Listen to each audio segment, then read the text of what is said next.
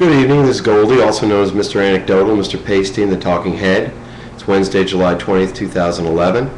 Remember, most importantly, I rant so you don't have to. If I don't have your email and you'd like to receive the script of each show, send your email to my new email address, which is goldierant@gmail.com. Sorry for the fuzzy nature of this thing, I pay a lot of money for Ustream.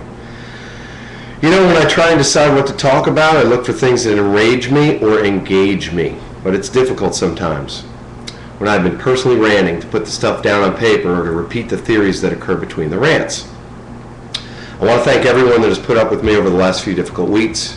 It seems, however, that the discovery of the underlying problems and the solutions for these problems is coming easier. Similarly, I believe I am helping a few people, including myself, learn to deal with the idiots and idiocy that's all around us.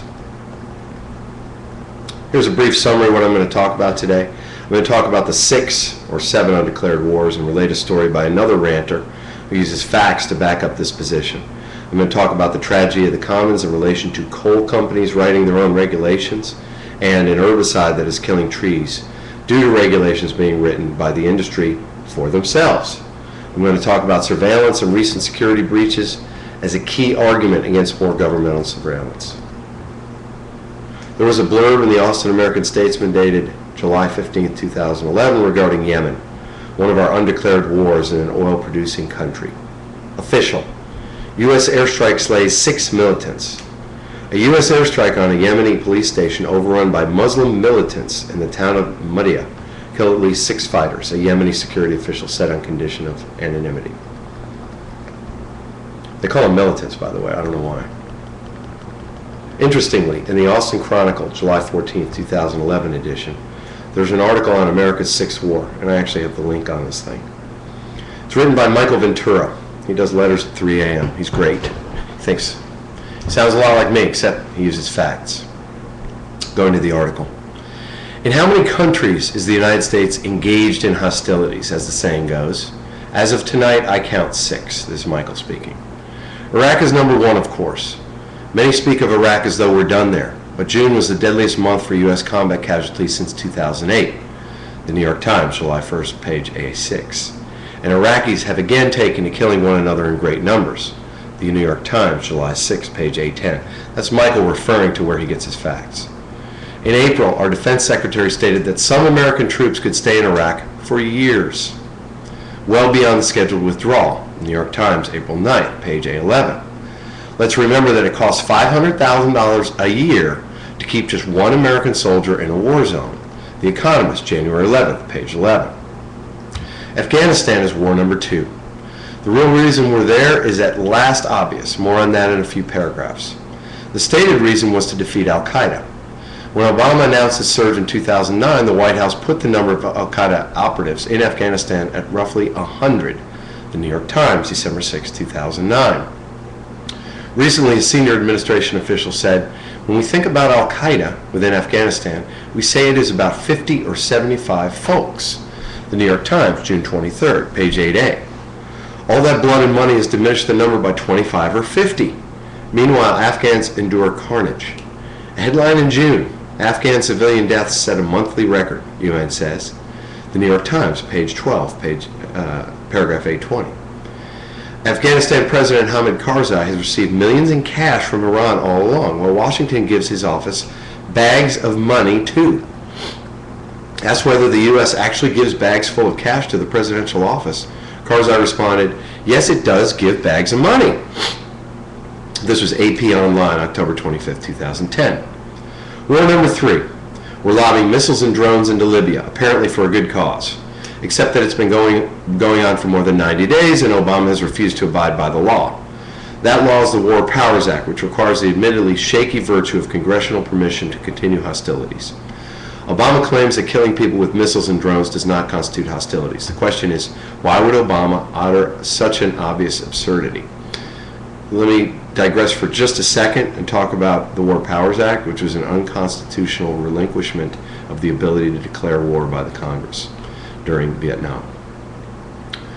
So whether or not you abide by it, it's actually unconstitutional, the War Powers Act itself.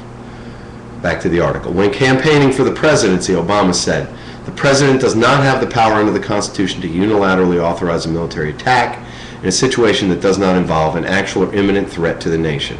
Quoted by Maureen Dowd, the New York Times, March 23rd. He spent most of his working life teaching constitutional law. He knows he's in violation, yet he rejected the opinion of lawyers in the Justice Department and Defense Department who have said he must abide by the War Powers Act. The Economist, June 25th. Obama's White House counsel has declared that, despite the War Powers Act, the President can continue the Libya campaign indefinitely without legislative support. If the precedent Mr. Obama has created is allowed to stand, future presidents who do not like what the Justice Department is telling them could simply cite the example of Mr. Obama's war in Libya. New York Times, June 21st. That's an argument, by the way, of the slippery slope. When we start going down a road, you keep falling down the slippery slope. It's a legal term. Back to the article. Even George W. Bush and Dick Cheney abided by the War Powers Act. Obama, a lawyer, understands precedent. So again, assuming his best intentions, why would he knowingly risk such a dangerous precedent? The answer lies in his fourth, fifth, and sixth wars. Fourth war. The Central Intelligence Agency is building a secret air base in the Middle East to serve as a launching pad for strikes in Yemen using armed drones. New York Times, June 15th. Now, I reported on that one as well. Fifth war. U.S. expands its drone war into Somalia. New York Times, July 2nd. I reported on that as well.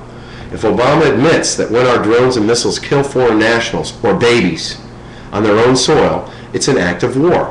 When all his drone wars come into question, Congress is increasingly concerned about our military involvements. Obama wants their arguments shut down.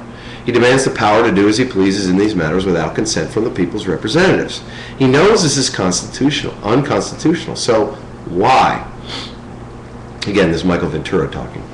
Under the War Powers Act, Obama would probably get what he wants concerning Libya, Yemen, and Somalia. They're weak countries, shakily governed, if governed at all.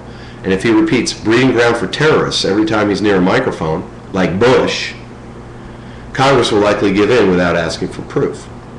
The real issue is Pakistan, where operatives, as they're being called, have been barraged with hundreds of drone strikes directed by the CIA in recent years. The New York Times, July 2nd.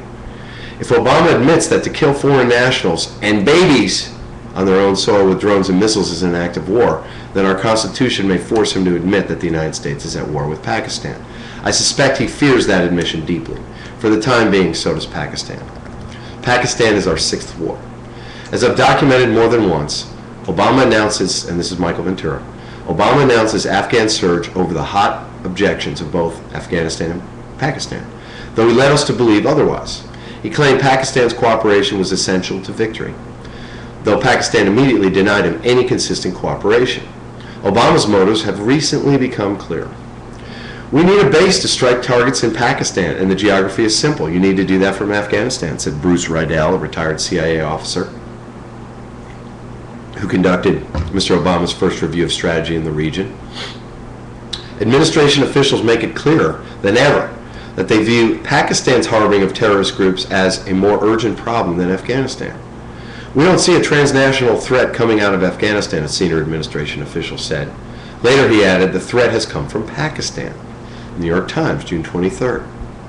A gathering of Pakistani colonels was asked whom they regarded as the greatest enemy. A third of them named America. The Economist, June 18th. Pakistan has steadily expanded its nuclear arsenal since President Obama came to office, putting it on a path to overtake Britain as the world's fifth largest nuclear weapons power. New York Times, February 1st. Lately, Pakistan is up the ante. Deadly shelling by Pakistan into Afghanistan is stoking tensions, said the headline. Rocket and artillery shells fired from Pakistan have killed 42 Afghans and wounded 48 in 3 provinces over the last 5 weeks. The attacks have puzzled and angered Afghan politicians and Western diplomats. The New York Times, July 4th. Are they really puzzled? No. No NATO bases exist in the areas attacked, but the report said nothing of CIA drone bases. Whether such bases are there or not, Pakistan thought it was shooting at something, excuse me, unless their actions were simply a raised fist of warning. Nothing would be more justly alarming than Obama's surge having made an out-and-out enemy of Islam's sole nuclear power. If Pakistanis chose, they could gift al-Qaeda a bomb or several to wreak havoc here. However, our war with Pakistan is still a shadow war, because neither side officially admits hostilities. That's a good thing. It means powerful people in both governments seek to cool it. If they fail, the possibilities for catastrophe are many. As things stand, to dwell upon this does no good for American citizens and even for Congress. The 6 wars beyond our reach, out of our hands. He's a little more depressed, I guess, than I am. There was a little blurb in the Austin American-Statesman dated July 20th, 2011 that contains a large amount of BS and reinforces that Yemen is one of the undeclared wars. Quote, southern town shelled by government forces, close quotes. Government forces shelled a southern town overrun by radical Islamists, killing at least 20 militants in the past 2 days, residents said. In the capital, Sana'a, meanwhile, Yemen's disparate opposition groups announced a new alliance they said will unite all forces seeking to oust longtime President Ali Abdullah Saleh. Where were the civilians and babies that were killed? Remember past reports stating that the U.S. government was conducting covert operations in Yemen and that the Yemeni government was taking credit, giving the U.S. cover for its illegal incursion? I reported on it. WikiLeaks was the one that found it. Thank God for WikiLeaks. And did they really, all of the opposition groups, get together and say that they're getting together to try and overthrow this guy? Did they really say that? Certainly doesn't that statement justify our incursion there? All right, here's something about the 7th undeclared war, which Michael skipped. Iran. Quotes, Pineda, Iranian weapons a threat to U.S. soldiers in Iraq. That was out of the Austin American-Statesman dated July 12, 2011. Quotes, blunt and frustrated, U.S. Defense Secretary Leon Pineda expressed exasperation Monday with Iraqi indecision on whether it wants U.S. troops to stay next year. He threatened stronger U.S. action to stop Iranian-supplied weapons from killing Americans as they prepare to depart. To reinforce the message of concern about Iran, the U.S. military gave reporters a rare look at samples of what they described as improvised rockets and other devices that have been used to target Americans in Baghdad. Iranian influence in Iraq is a key issue diplomatically as well as militarily for Washington as it prepares to pull out its remaining 46,000 troops. Quotes, close quotes. Remember the documentary Killing Bin Laden? It came out 3 weeks after the lynching photograph appeared. Our corporate defense, our Defense Department buddies, all of our people that sell our government guns, not butter, guns, want us to continue so that they can make money. It is a simple process. It's not underground, it's not hidden. You can read Halliburton's prospectus, annual report. You can read Boeing's. You can see how much they make on drones. You can read the rest of the defense suppliers. There's a lot of them. They make a lot of money. Obama's running for president. You're not going to hear him saying that we're declaring war on anyone. He's not going to ask Congress to declare war on anyone because he has to kowtow to the left. He has no choice. And as I've stated before, the easiest way to find a Democrat who voted for Obama is going to vote for him again is ask them how they feel about killing Libyan, Somali, or Yemeni babies. And when they answer you, what babies, then you know that they support these wars and these killings because it's our man Obama doing it. It's the same people that were marching in 2003 against Iraq. Or at least some of them. They're usually too chicken to march. I marched. I know the FBI has some photos of me. That's why we have these incursions. And of course, Yemen, 800,000 barrels per day. Libya, 1.8 million barrels per day. Somalia, we need to burn up some guns. All right. Jim Hightower in the Austin Chronicle, dated July 14, 2011, is very much on target about the structural regulatory defect that I've talked about in the past. And this is about Massey's mess. In March of last year, Massey Energy Corp's official record book for reporting unsafe conditions in its Upper Big Branch coal mine said flatly, none observed. You know, all I need to do is probably just read that one sentence to know what the rest of this thing is going to say. Because the EPA allows them to do their own inspections and reporting, self-reporting, self-regulation, which never works if the incentive is to not report. Back to the article. According to federal investigators, it turns out that this was a flat-out lie, and a few days later, Upper Big Branch exploded, killing 29 miners. Obviously, it costs money when there are regulations imposed. We know that. The question is, does self-regulation ever work? I will assert that it never does. It can't. Bonuses are dependent on the amount of money that you make.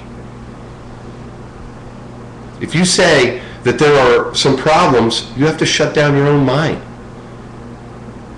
You will lose a lot of money. You will lose your personal bonus. Back to the article. Indeed, investigators say that Massey's in-house observers had found safety problems, as they often did in this shoddily run, notoriously dangerous mine. But the corporation kept a dual set of books in order to mislead state and federal safety regulators. Massey's official record book, which coal giants must show to government inspectors, is filled with such rosy reports as none observed, while the true dangers are recorded in a set of internal books that are sealed in the corporate closet. Idiots. Did they not see Goodfellas? However, thanks to the comprehensive year-long probe by the 100-member team of federal mine safety investigators, Massey's internal reports are now out of the closet. The team's findings reveal not only an ugly safety record, but also a truly ugly corporate culture. The investigators concluded that Massey executives took premeditated, systematic steps to circumvent safety rules, including falsifying records and intimidating workers who tried to report hazards. The probe included interviews with 266 people, but interestingly, 18 Massey honchos, including longtime CEO Don Blankenship, refused to be interviewed, invoking their right against self-incrimination. I plead the fifth, as Chappelle says. This goes to the top, all the way to Massey's executive suite elites and board of directors, who profited from the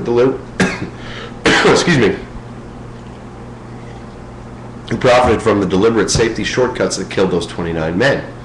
It also goes to Congress, where corporate protecting Republicans and Democrats continue to block regulatory reforms that would stop the needless killing of miners.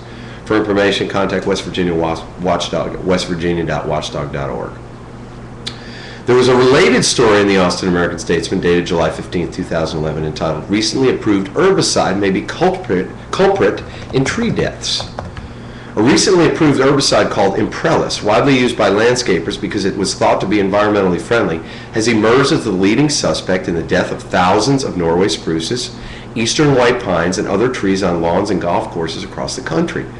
Manufactured by DuPont and conditionally approved for sale last October by the EPA, Imprellis is used for killing broadleaf weeds such as dandelion and clover,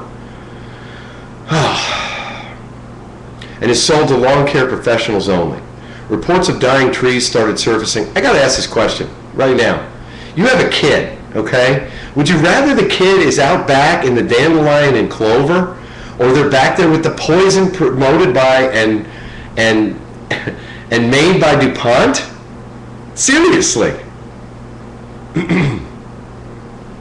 Back to the article. Reports of dying trees started surfacing around Memorial Day, prompting an inquiry of DuPont scientists. "We're investigating the reports of these unfavorable tree symptoms," said Kate Childress, spokesman for DuPont. "Until this investigation is complete, it's difficult to say what variables contributed to the symptoms," close quotes. Imprellis went through about 400 trials, including tests on conifers, and performed without problems, according to experts at DuPont and the EPA. The agency reviewed the herbicide for 23 months before granting its conditional approval, meaning that all of the safety data was not yet in, but the agency judged Imprellis to be a good product. All right, looking at these kind of two stories here, Massey and DuPont. Massey is able to donate as much money as they want to politicians' campaigns. They can actually do advertising. They can't actually donate it to them, but they can do like commercials that you might see on Fox right now that are against Obama. And you don't actually know who's putting the money behind it, but it's legal. The people at the EPA and the Mineral Mining Service get jobs at Massey and DuPont when they come out of there. Massey and DuPont hand these regulators the drafts of the regulations that they want implemented. And for two reasons, those regulators use those. One, they're lazy.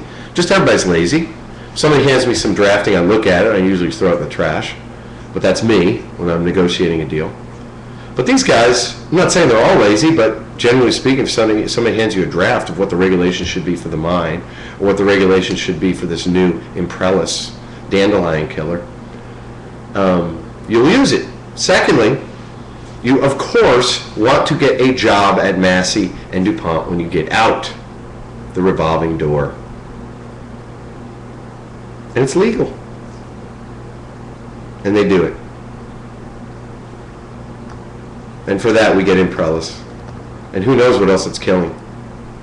Who knows what the safety trials really were inside DuPont, because they did their own trials. Slightly related is the structural regulatory defect and drug companies. From the Wall Street Journal editorial page, July 6th, 2011. Beware the risks of generic drugs. Copies aren't always as good as the original, especially when ingredients are sourced in China, by Roger Bate. Beginning in 2007, tainted heparin, a blood thinner imported from China, was linked to the deaths of 149 American patients. It was a stark example of a growing problem. China is now the largest supplier of pharmaceutical chemicals, hundreds of tons annually, to the world.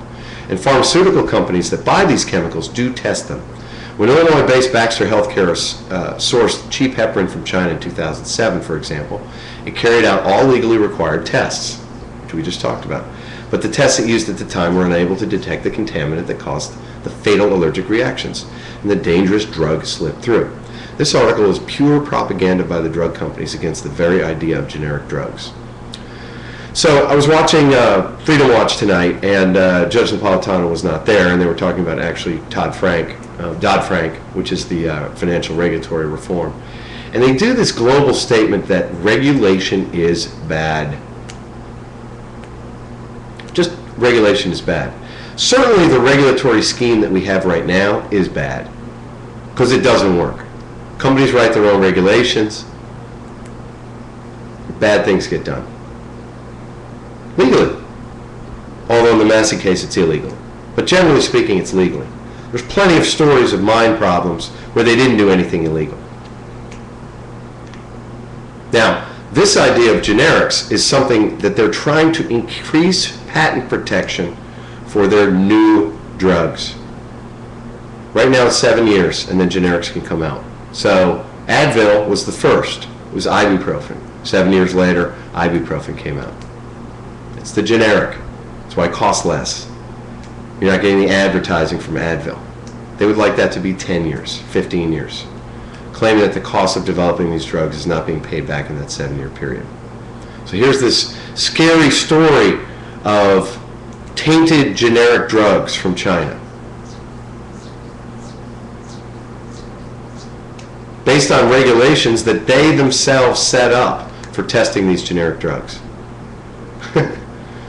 What a scam. I love it though. It's legal. It's our duty to regulate properly. Now, I've spoken repeatedly about government spending being one of the items of the Commons. Regarding tollways, taxpayers have been told over and over again that if we allow the privatization of roadways, taxpayers will never ever be on the hook for these roads, eliminating any argument as to whether we need the roads or not. On July 19, 2011, the Austin American-Statesman had a story about the constructor-operator of portions of the 130 tollway in East Austin. In this story, the company had reported that one of its other tollways in Illinois, Indiana, was having a problem with decreased revenues and that it may not be able to make its bond payments, defaulting and forcing the applicable states to take over maintenance of these roads. By the way, that would also invalidate the warranties that they, the contractor, are obligated to enforce. That's what you get under construction contracts, warranties. If it's the same guys and they declare bankruptcy, warranties go away. In other words, the state would be forced to step in and take over a road that was not supposed to cost that state any money. It's much like the famous Southwest Parkway boondoggle in southwestern Travis County. Let me go through that scam again, and we should all be thinking about all of these roads. In the early 80s, Barnes Connolly were developing a project at BK's Road in 71 in western Travis County. It was going to be an upscale subdivision, and it is today, actually. Connolly, as you may know, was a former governor of Texas and was shot in the JFK motorcade. In any event, they formed a road district, which in Texas can issue bonds if enough landowners agree, the landowners that the road goes through. And it took less than 10 landowners to agree. It was a very small number of landowners. The bonds were issued, and investors bought the bonds, and the road was built. The method that would be used to pay back the bonds was additional taxes on the land that fronted the road. They would call them road district taxes, so RUD, R-U-D taxes. And you would pay back if you were any portion of that property that fronted the road. The problem was twofold. One, the recession of 1988 through 1992, which stifled development of any kind, much like right now. And two, regulations restricting development in this environmentally sensitive area by the city of Austin. The landowners defaulted on those bonds, and Travis County bought the road back, supposedly, or supposedly with a B, at a discount. So we ended up with a road that we would not have had if it were an actual Travis County Commissioner vote prior to the road being built using taxpayer money. This is exactly the same thing that is happening to the company that built 130. And we're going to end up with a road that we would not have had if actual taxpayer money was originally used and voted upon by the Travis County Commissioners. So you see, this is a giveaway. This type of legislation, the ability to privatize roads, because it takes the heat off of our elected representatives. It is a structural regulatory defect. It's a structural defect. Structural defect means something within the structure of our system that is wrong and does not work. This leads to corporate welfare. These companies make tons of money on fees. Moody's makes tons of money. Goldman Sachs makes tons of money selling the bonds. Who ends up paying? We end up paying. Because the Travis County Commissioners will go, well, we might as well take this road. State of Texas will go, well, we might as well take 130. It's already built. You see how these tollways and these special road districts keep us from making the hard decisions about government spending? This is a defect. These road constructors and operators give huge sums of money to Rick Perry, your next president, and everybody else. Because they're allowed to. We allow it. Constitutional amendment is the cure. It's the only cure. Fareed Zakaria, he's on CNN, had some senior political analysts from CNN on, just like Fox does. And they were talking about constitutional amendments in a poll done by them or someone near and dear to them. The number one item was abolish the Electoral College. Number two item was limit political donations from corporations. More on that later. I want to first talk about the necessity of an enforceable, overarching entity or system in order to protect the commons. And the commons is air, land, and water.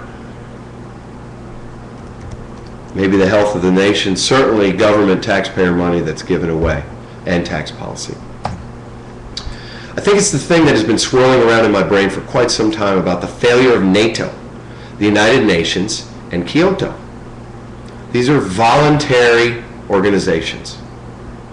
I've had a really difficult time in coming up with solutions to that world commons problem. But in terms of the states that make up the United States, maybe it is extremely important that they remain powerful so that they can negotiate for their own best interests. Luckily, we have an enforceable structure called the Constitution and the federal government to enforce it. The other point is pick your battles. I don't care so much about the Electoral College issue, in which small states will fight for irrationally. I'd rather focus on the campaign reform, which they said their Democratic Party poll, because they only ask Democrats. CNN, who knows who watches CNN? I have some friends that watch it and they think they're getting fair and balanced. At least when we watch Fox, we know we're not getting fair and balanced. So it's at least a consistent message. In any event, This gets us to the number 2 item in the poll, and that is corporations should not be allowed to donate to political campaigns, and of course unions and any group. I did not see the responses that would call for term limits for reps and senators, but they did say the president should serve only one 6-year term. I have no comment on that either. I don't mind it. I was talking today with a Republican at the Y, and he was calling me a liberal and then a libertarian. He didn't, I thought he was an idiot. In the 5 minutes that I spoke for after he asked me who I was going to vote for, I pointed out the structural regulatory defect caused by the Citizens United case. I got him to agree with me with every single constitutional amendment that I said we needed to override this Republican-appointed pro-corporation Supreme Court decision. And basically, the other decisions that they've been making in the meantime, limiting McCain-Feingold as well, which is the main reason that I will be voting for Obama. Now, he started going off on how Obama's a whatever, terrible, he's a buffoon. I have my other Republican friends that said he's a Muslim and he's destroying the country. All irrelevant, by the way. The question is, what is the person in the White House able to do, and what is the most important thing? I hate to say it, the most important thing is not the budget. The most important thing is the ability to kill babies and the ability to appoint Supreme Court justices. The Supreme Court is too important to have a Republican president appoint any more pro-corporate welfare justices that think Enron has a free speech right. They don't. Again, for those of you new to the show, the constitutional amendment will need to override the Citizens United case, which stated that Exxon, not specifically Exxon, but corporations, are a person entitled to free speech rights in the form of unlimited campaign contributions. And if you go back to the writings at the early days, the Federalist Papers, there was nothing in there about protecting a corporation or group's free speech rights. It was all about standing on the soapbox and on the corner and the ability to rant politically like I do.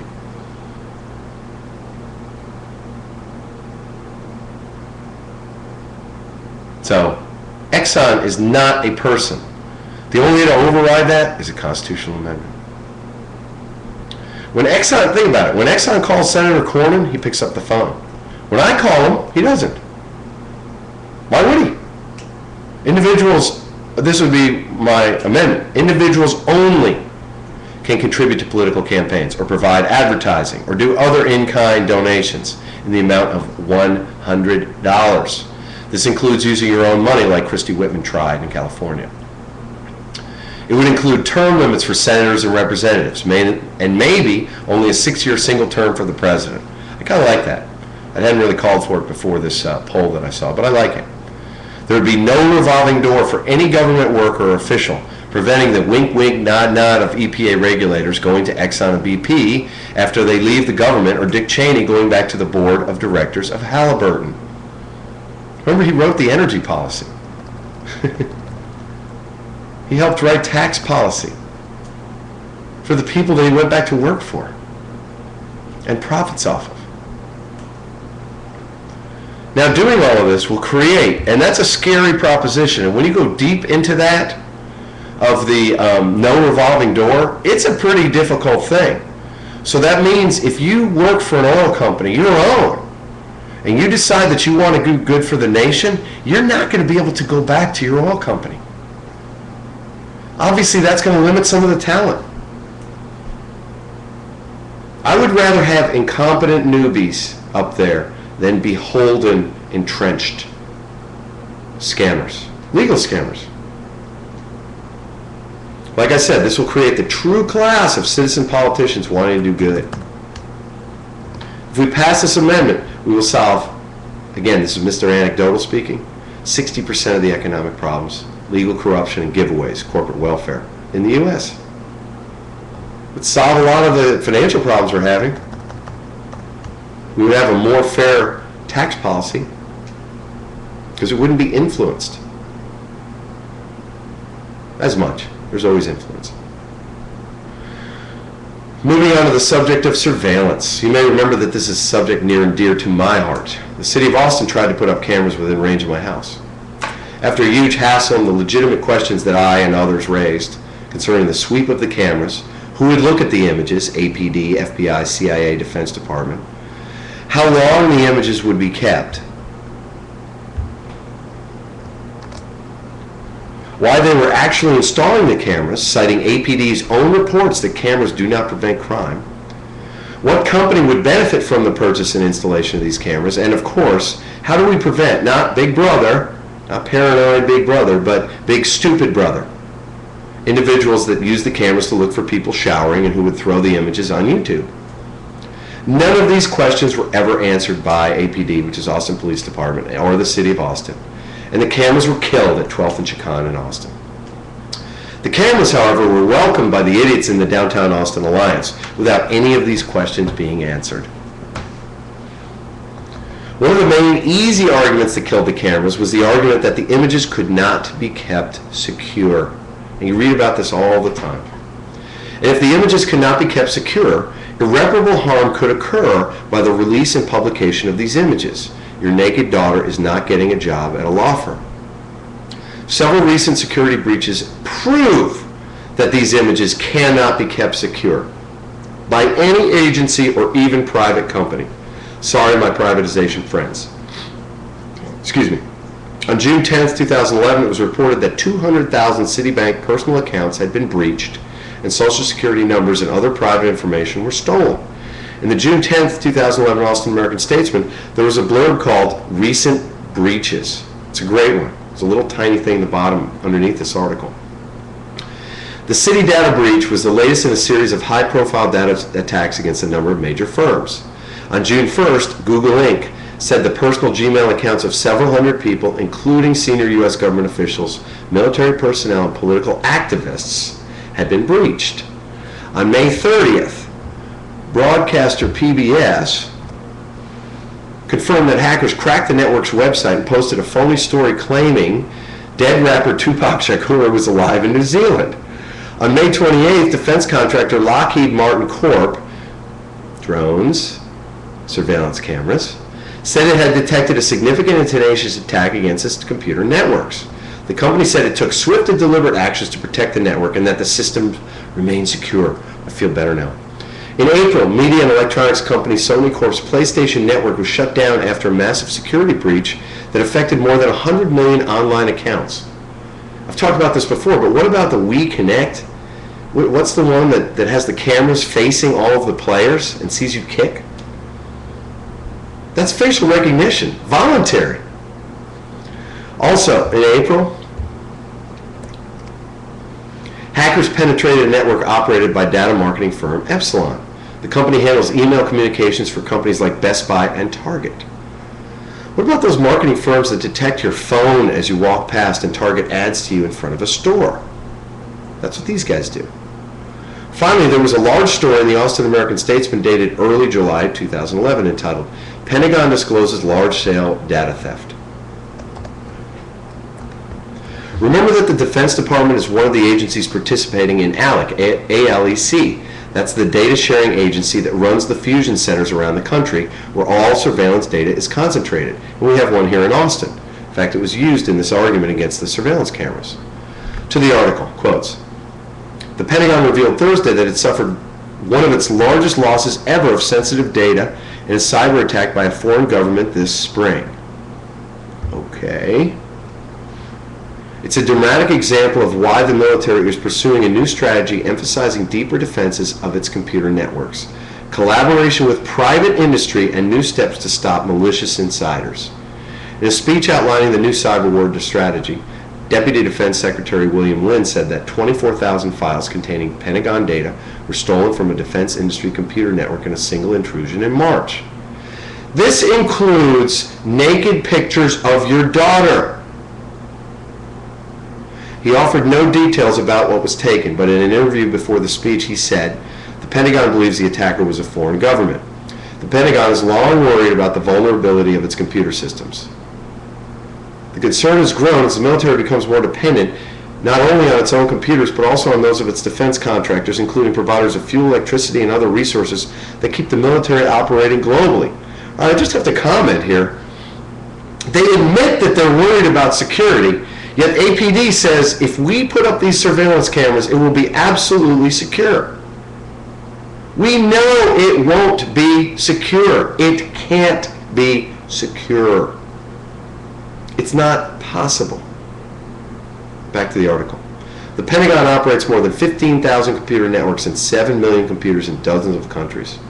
A U.S. government strategy also says the Pentagon must improve its workers' online hygiene to keep viruses and other intrusions at bay, and it calls for fuller collaboration with other federal agencies, companies, and foreign allies. Do we really think that the city of Austin has the ability to control sensitive data better than Citi, Google, or the Defense Department? Hell no. And let me tell you something. When they cornered me after my citizens communication speech, whatever that sergeant's name was, and said, "Don't you worry, we won't let that happen," it absolutely made me worry that not only would they let it happen, but that it has happened. And it does happen. I focused on a story about last year in West Virginia where 2 FBI agents were caught with images that they had hacked into a shopping center private surveillance camera and caught girls changing into prom dresses. Underage. This is just more fodder. They can't keep it secure. It's an easy argument. Surveillance doesn't work, okay? They admit it. The Austin Police Department admits it in writing when they were trying to get their funds for these cameras. They said that the most that a camera does is make you feel safer. Now, I've said in the past, and I'll say it again, should you feel safer in an area where you should actually be, where you actually are less safe?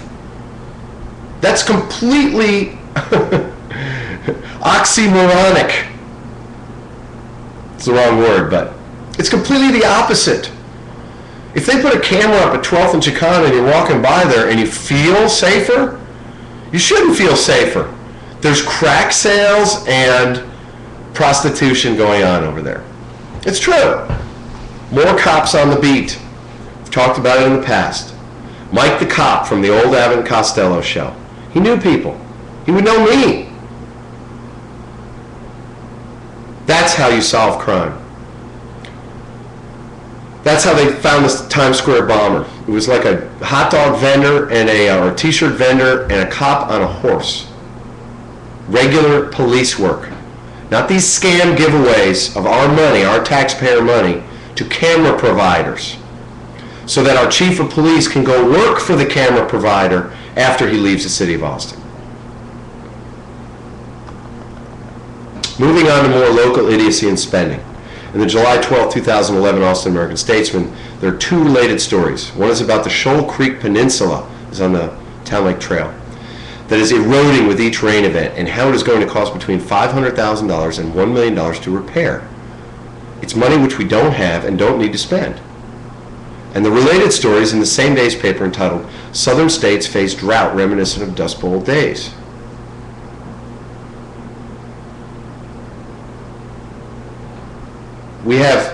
We're just using water on lawns. This is kind of the same deal. We're worried about dandelions and clover. We need the city of Austin to lobby the state so that we are not required to have lawns in these subdivisions that have recorded restrictive covenants, much like it's been done in Arizona. It's ridiculous. We're the worst drought ever, and we're opening a Schlitterbahn, and we have barely any restrictions on watering your non-native St. Augustine lawn. Crazy. So on July 14th, 2011, a little blurb appeared in the Austin American Statesman. Burial space running out. Travis County is running out of burial space for indigent residents. Just 35 plots will soon be left, county staffers told commissioners Tuesday. A plan to buy 540 plots, enough for 3 years. About 180 plots are needed per year. And for vaults and interments would cost about $2.16 million, according to county staff. Commissioners voted to authorize county staffers to negotiate purchasing more plots, enough for 1 year, to write a statement detailing the county's real estate needs, and to review the county's cremation policy. Remember, we're in Texas. County staff told commissioners that according to state guidelines, the only area where the county could put burial plots is in northeastern Travis County.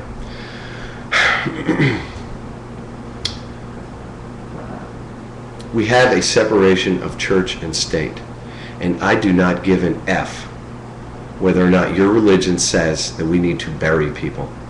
We need to do whatever is cheapest if we, the state, have to pay for it. And if it's cremation and put them in a jar in a warehouse, that's what we do. This is absolutely ridiculous. It is a waste of money. And people that don't think it's a waste of money are the same people that are turning people in wheelchairs, mentally incompetent people out in the streets due to Rick Perry's dramatic and his Republican friends in the state legislature cutting of the budget, firing of teachers, closing of things that are actually needed. Hypocrisy and bullshit. And this is the Texas miracle that's going to get him elected. You should be scared. Proves the stupidity. But that's okay. We'll keep watching. Separately, I was watching O'Reilly right before this rant, and he talked about the underground economy, where they have tons of unreported income, is what he said. He was talking about waiters and waitresses. O'Reilly admitted that he had just paid a guy $20 to do something for him off the books, using cash. He actually said it. Why are they not investigating him? He just gave credence to the theory that more, not less, enforcement is needed by the IRS. He was whining about the IRS. Yet he admitted it, that he paid somebody cash and didn't do a 1099 for them. Hypocrisy. That's all there is today. I want to thank our sponsors, all of which support this form of conversation, but not necessarily the content of this conversation. PianoByAngelo.com, Angelo Limbesi, who teaches and plays keyboards all over Austin. ZetaDesign.com for all of your decorative painting needs. She can make anything look like anything. AustinAreaPlumbing.com for all of your Austin plumbing problems.